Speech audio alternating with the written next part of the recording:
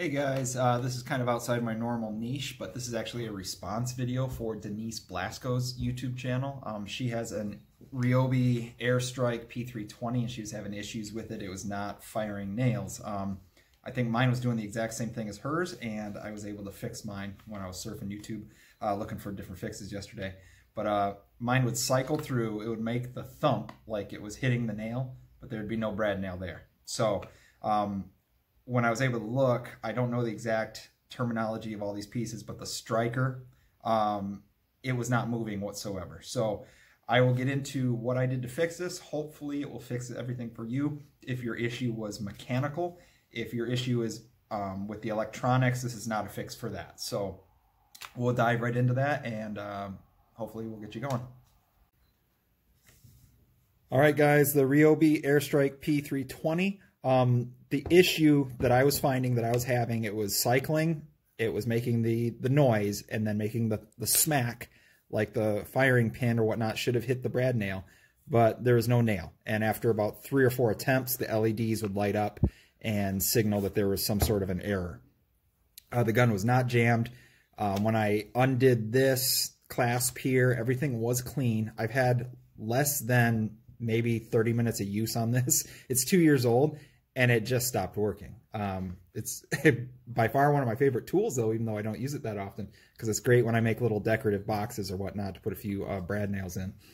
Anyways, the issue is that I found was that the firing pin is about right here, and it goes back to here, and it's this thin piece of steel, and it connects to like a piston in the back. A plastic insert or whatnot inside of a tube, and that plastic insert has rubber seals. And what I found was just the lubrication after 2 years of sitting or use or whatnot, without re-lubing it, that lubrication was pretty much gone. So we'll get to that fix here, and I'll show you what to do. So first things first, we're going to remove the battery if you have one on there. We're going to empty the magazine of any nails. If you forget to do this and you do the clasp first, the nails will just shoot out at you and hit you in the face if your face is over it, so be careful of that. So with those nails off to the side, we can close the magazine up, undo the clasp. Okay, and that's good. So we're going to remove these 2 screws here.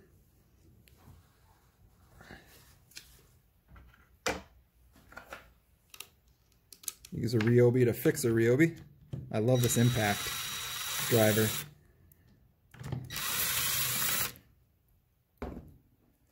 This will just lift right off. Set that aside. If yours is dirty, debris, check that first. You can oil it up a little bit, put this back on, the clasp back on, and see if it works, but I found that mine did not work whatsoever. All right, with that being said, we are now going to remove the magazine from this, and we have to be able to access this firing pin, and I just want that exposed, so we're going to take everything off the front off of this. This is going to have I'm trying to stay in frame here, this is going to have a nut here and a bolt on the other side. So, and it's actually a hex head, so I'll just take a pair of pliers here to hold the nut from spinning. It's hard to do it with a camera in the way. Remove this. There we go.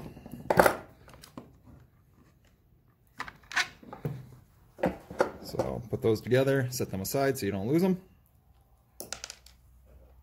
When I actually did this fix, I disassembled the entire unit, and I realized I probably could have done it this easy way that I'm going to show you, but I didn't know what the problem was until, all of a sudden done. So now, to remove the magazine, there's going to be one more little hex head screw there. So take that out, and it's going to be a different size now. Okay, just found the right bit here. I'm just using these Torx bits. Guess that's the wrong one, sorry. So remove that. It's small, so make sure not to lose that. Now, if I can stay in frame, This piece is like an L-shaped bracket that comes down in here, and then it connects with the safety switch here, and then they both connect to the magazine. So this is actually the hardest part, is disassembling this and then getting it back together.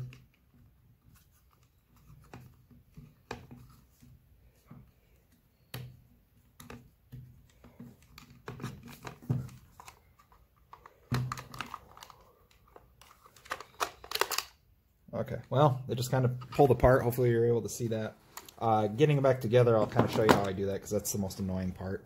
So now, we have the exposed firing pin, so to speak, the striker. And on one side, on the bottom, if you can see that, let's see if I can focus that, it's got grooves cut in it, so that stays on the bottom, because those grooves ride on the track here of the top of the magazine. So you want to keep that on the bottom. But this thing can twist by hand. You can twist it all the way around, whatever you do. But when you put it back, make sure those grooves are on the bottom and the flat side is on top. So now with this exposed, let me see if a flashlight will let you see down there. But this rod just goes down. Straight down. And then, let's see. Again, try to focus that. Go straight down, and then there's a piston or whatnot at the end. So it's just out of lubrication. So all I did was take some 3-in-1 silicone oil and just squirted it liberally all in there. When I did this, I actually disassembled the whole thing and lubricated it when it was all taken apart. But this would be what I believe to be the easiest fix. Just squirt a bunch in there. Have this upside down. Take a pair of pliers. You can be very careful not to bend, like kink the metal, but just pull straight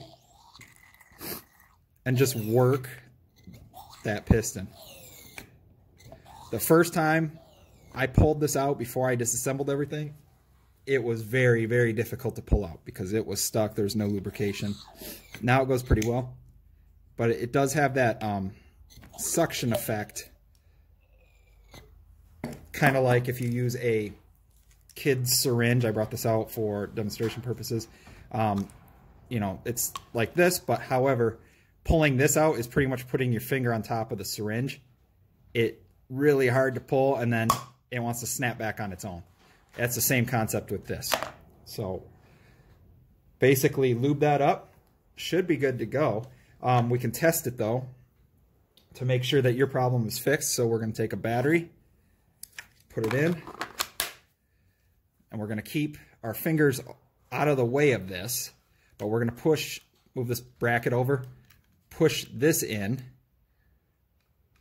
and then we're going to fire. If I can get this to turn on, there we go. Ready? There you go. And so we'll put everything back together and we'll do that next. Okay guys, we are going to put this back together.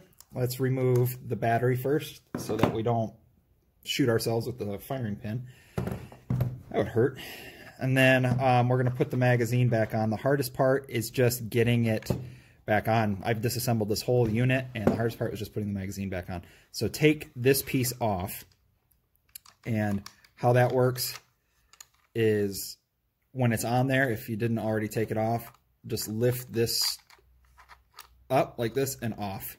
So when we go to put it back on, we're going to put this notch, we're going to come back, come from underneath. So put this here, and then slide the L-shaped part down in the slot. That's how we're going to do that. But we're going to put the magazine on first, then this. So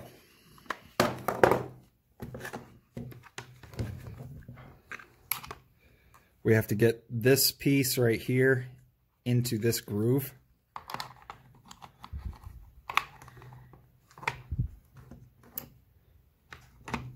Okay, so just like that. So now I'm going to put the bolt here with the nut on just to retain it. I don't have to get it too tight yet. Just don't want it falling off while I'm trying to do the rest. Okay. Now from here, I'm going to put on the safety piece.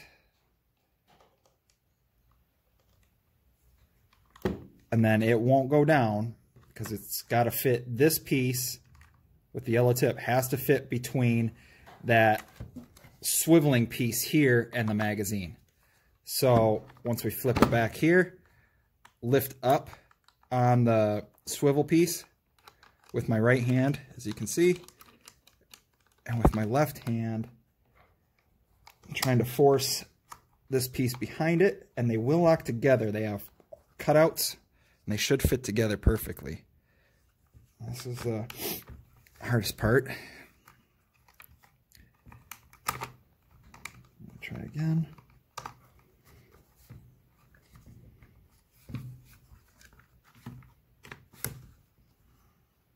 Oh, they were like a millimeter from going in. There you go. So that'll pop together like that. Hopefully this is all in frame. I'll have to review the footage. And then once that's done, put this piece back, or this little screw back in. But you can see they line up. There's a little stud right there, and then that hole. And this piece here has the parts that stick up into those spots. So they do stick together.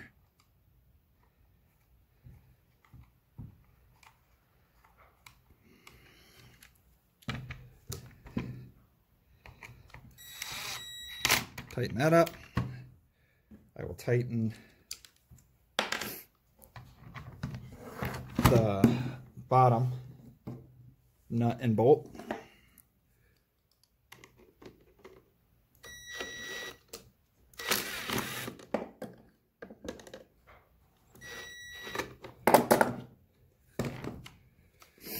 So that is finished, and now we just got to put on the top clasp,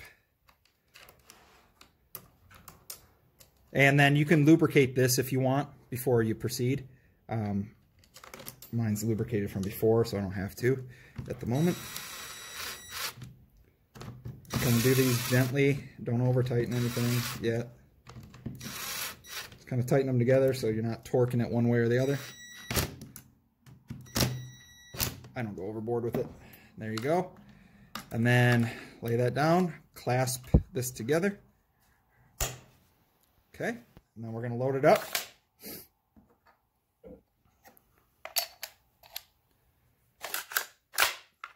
And then we're gonna give it a go. Let me just grab a board. I was trying to make a pallet headboard. That's why I had to do this whole thing to begin with. And got all the boards cut and couldn't nail anything. All right, so let's give it a go. There you go. You just gotta adjust the depth and whatnot, but it does work. There's a brad nail in there, as you can see, hopefully. Yeah, there you go. All right, so that works. The other thing I would recommend doing as well is before you proceed, loosen this. I don't know what setting you have this at. Don't keep it, if it's too tight, I read that it also won't work. So loosen that up a little bit before you proceed, and you should be good to go. All right, guys, I hope this helped you out with your Ryobi Airstrike P320, especially if your issue was just mechanical and had to do with the lubrication of the parts inside. So hopefully that gets you up and running. This is what I believe would be the quick fix. If this doesn't work for you, let me know. I can always do a full video where I disassemble this whole thing, lubricated it, and then put it all back together. A little tedious, but I would do a whole video if I get enough requests for that. But that should take care of it. I just did it the hard way the first time because I didn't know exactly what I was looking for as far as the problem. But that should take care of it. If you have any other ways that you fixed a P320, leave a comment below. Feel free to check out my channel, Home Battery Bank.